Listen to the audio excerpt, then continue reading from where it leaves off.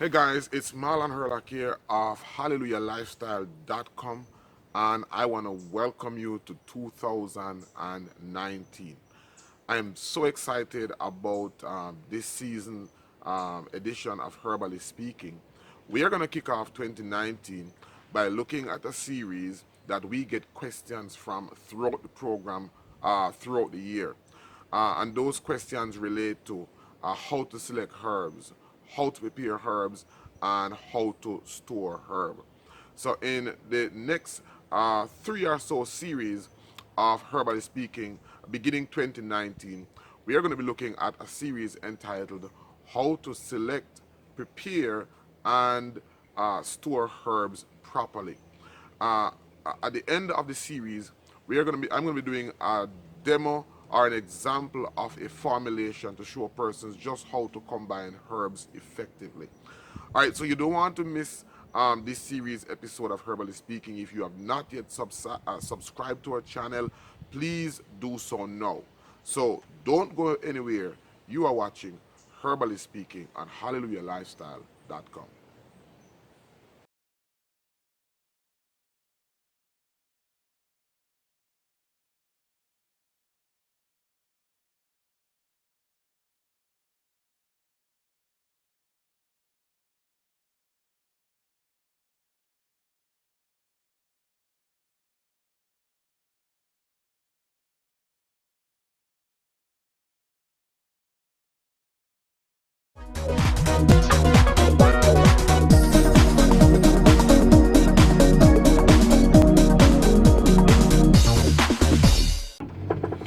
All right, so we are getting ready to go into one of the areas that we usually harvest herbs.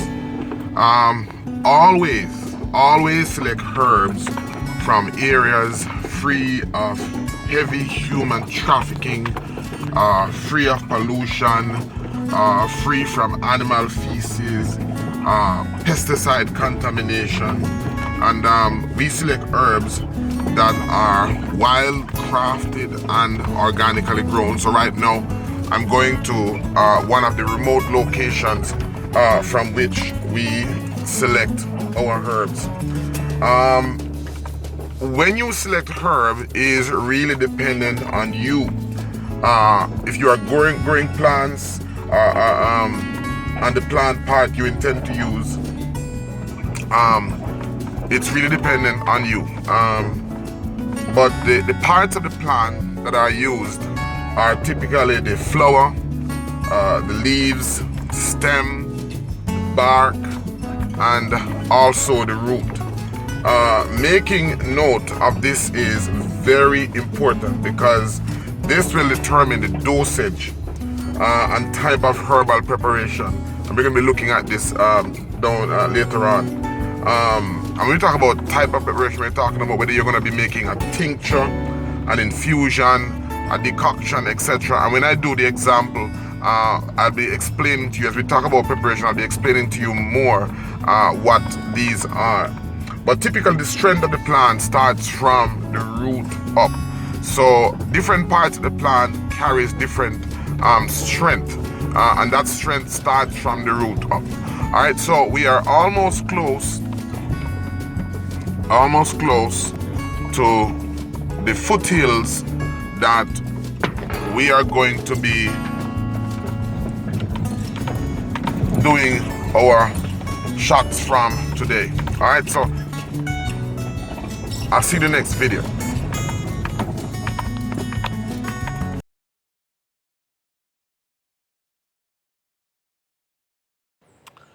Alright guys, so as a general rule, herbs grown for their leaves should be harvested before they flower. So here I'm looking at some Spanish needle. Alright, Spanish needle. And the Spanish needle is loved by goats and rabbits. And this is also a very powerful herb, packed with iron. But when you're harvesting herbs for their leaves, you should try to harvest herbs before they flower.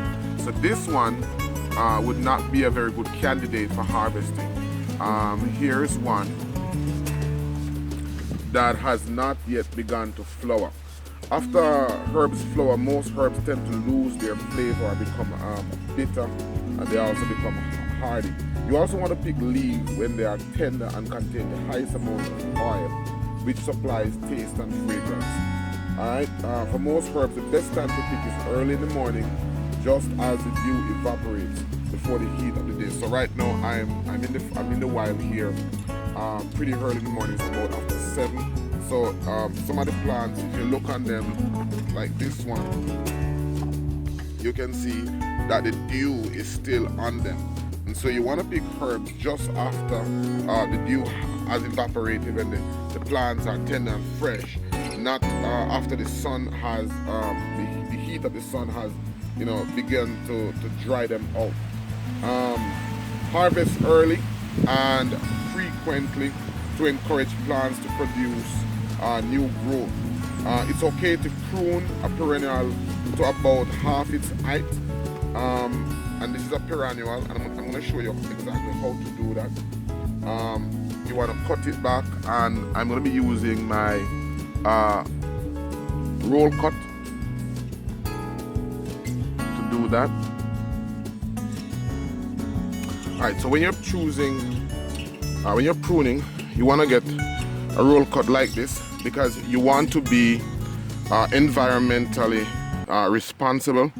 All our herbs are wild crafted, but we want to ensure that as we harvest these herbs, we are not destroying our ecosystem, and we are being as friendly to the plants as is possible, because after all, we're trying to get from the plants the medicinal properties that it has. So using my roll cut, you're going to ensure that you cut the plant in a way that it can grow back, because you really want to be able to come back to a particular plant to get more herbs. Alright, so using my roll cut, I'm going to cut diagonally, so that when the rain falls, it doesn't seep into the plant and hurt it. And of course, this is a very small plant. If it was a larger plant, then you would have pruned it, you'd have trimmed it. Also, very importantly, when you're selecting herbs, you want to ensure that the herbs is fully green, free from leaf damage and insect bites like this one. So this is a leaf that is damaged by some form of insect. You also want to choose herbs that are free from yellowing, which is a sign of a nutrient deficiency. You want your herb to be dark, green, and leafy. So I'm going to go ahead and I'm going to cut this plant, and this would go right into our next preparation, which would be drying and then storage. Alright, so let's look now on how to harvest herbs for their seeds and their pods.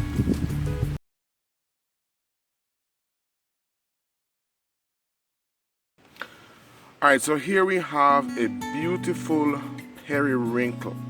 Alright, so when flowering herbs like periwinkle, herbs like borage and chamomile, when you're harvesting those herbs, you want to try to harvest those herbs before they are fully open, such as the ones you're seeing here. So we pretty much harvest flowers for infused oils, which are powerful.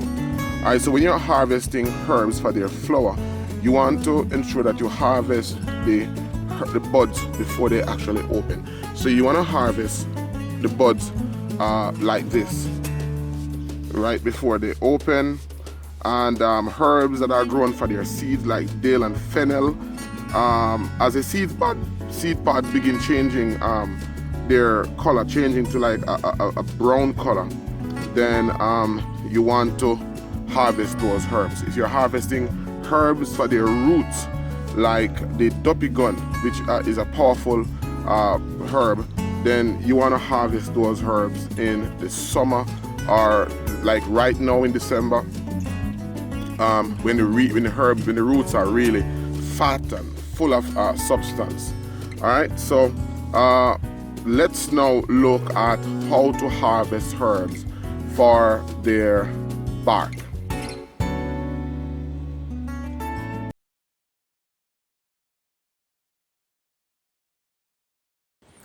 Alright, so this is actually the candidate for a debarking video. You're actually looking at a huge dogwood tree. Very, very, very, very huge. And because we're in the woods here, that's it going down. It's actually covered with other plants that are using it for support. But this is the dogwood tree. We have tinctures made from dogwood. Very powerful herb as it relates to dealing with headache and so on and so forth. But barks are pretty much harvested for their innate properties, whether it be healing properties, laxative properties, astringent properties, and they're also harvested for their constituents, such as the resins, the tannins, and the mucilage as in plants like slippery elm bark. So this is the herb that I'm going to be doing the debarking from. All right, so this is I'm selecting this section here as the part of the bark that I want to harvest from. Now, typically you don't want to harm the plant. You want to ensure that, again, what you're doing is environmentally responsible, because plants, they're alive, and we don't want to hurt them. In getting medicines from them, we want to also respect them and not to hurt them. So what I'm going to do is and I don't encourage persons to chop around the bark. By cutting around the bark, what you're actually doing is you're killing that bark, you're killing that tree, you're preventing it from growing. So what I'm going to do is I'm going to use my knife or my roll cut. I'm going to use my knife and I'm going to cut streaks within the bark. All right. So I'm going to go ahead and I'm going to cut lines in the bark like this, and then I'm going to cut across like that. Alright? And then I'm going to seek to lift up that section so that rather than cutting around the bark, what you're actually doing is cutting strips in the bark. There are some persons, there's some debate as to when is a good time to harvest bark.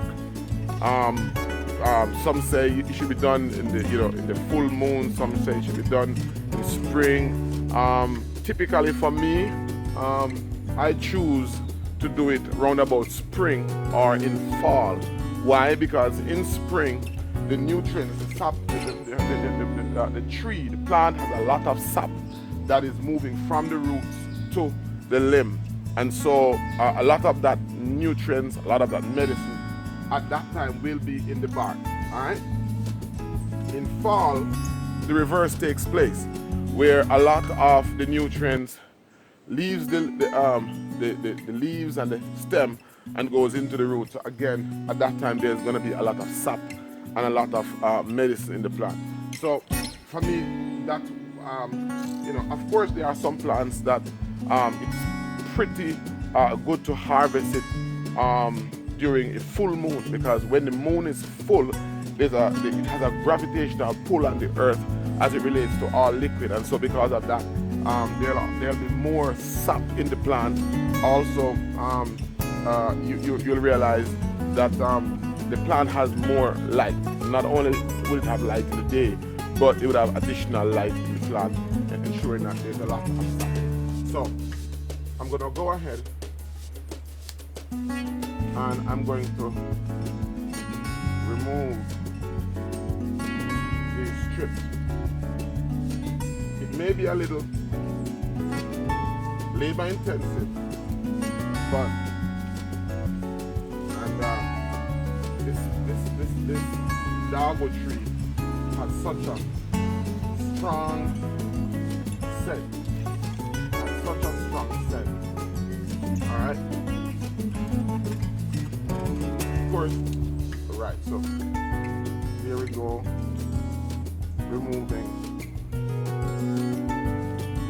lots of medicine from the plant. Now, when you debark, pretty much this is the part of the herb that you want. Alright? So since this is a pretty huge tree,